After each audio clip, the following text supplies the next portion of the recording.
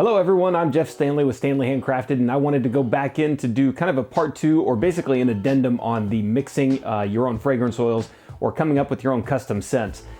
Two people in the comments from the last video that I did brought up two very good points. One of them I had heard before, and the other one I didn't even think of. So I wanted to highlight both of those, and I'll put both those comments right here so you can see what they were. And that was basically a better tip on how to come up with your own custom scents, and definitely more cost effective and cost saving. Now, the one that I was talking about was you can still do, and if you want to make a candle right out of the gate, you can just grab some of your oils and put together a custom blend of 1 ounce or 2 ounces, whatever you're going to do. But a better way to do it if you want to put together some quick scents and you don't want to spend a bunch of money, or you don't have a lot of oils just to go through candles, and that is using Q-tips or fragrance strips or perfume strips, like the ones that you get at, again, the Macy's counter. Those little perfume strips where you spray the cologne or the perfume on the strip and you can smell what the perfume smells like. So basically what you would do is you would take all the oils that you want to mix together, and you're just going to dip the Q-tip inside the fragrance oil and then drop it inside of a jar like this. So what I've done with this one is, this is 3 different Q-tips. In this one, I've got pink magnolia and grapefruit. So I just put this one together just to see what it would smell like. And that's basically what you would do with the perfume strips as well. So whatever scent that you want to come up with, you're basically just going to take the perfume strip or the Q-tip, and you're going to dip it into the scent that you want, and then you're going to add it into the jar until you get the blend that you kind of like, or that you're going for. So with this one right here, I've got 2 Q-tips with pink magnolia and 1 with grapefruit. Just a quick scent I threw together. I had them sitting right there.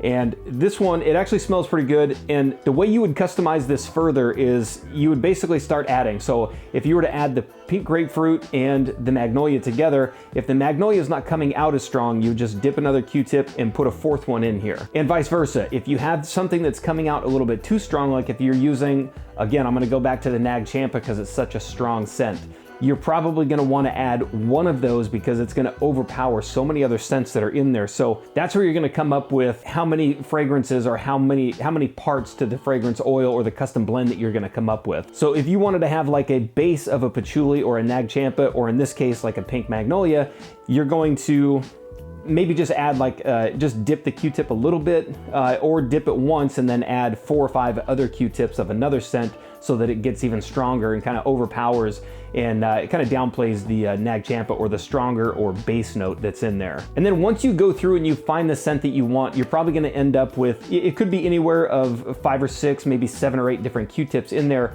and you want to write those down too. So if you put in 1 Q-tip of grapefruit or lime or anything like that, you want to write that down.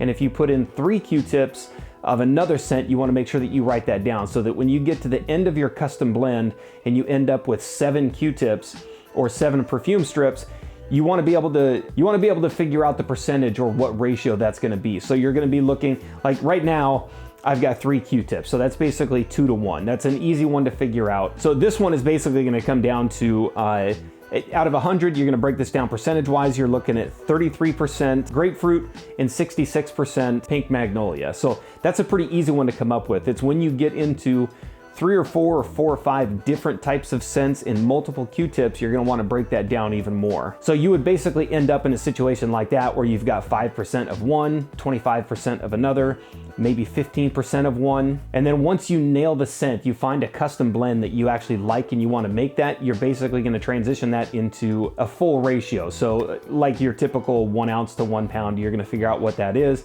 and you're going to make a batch of candles with that custom fragrance. So again, big thank you for the 2 people that pointed that out. And again, I'm going to list them right here so that you can see the comments and what they said.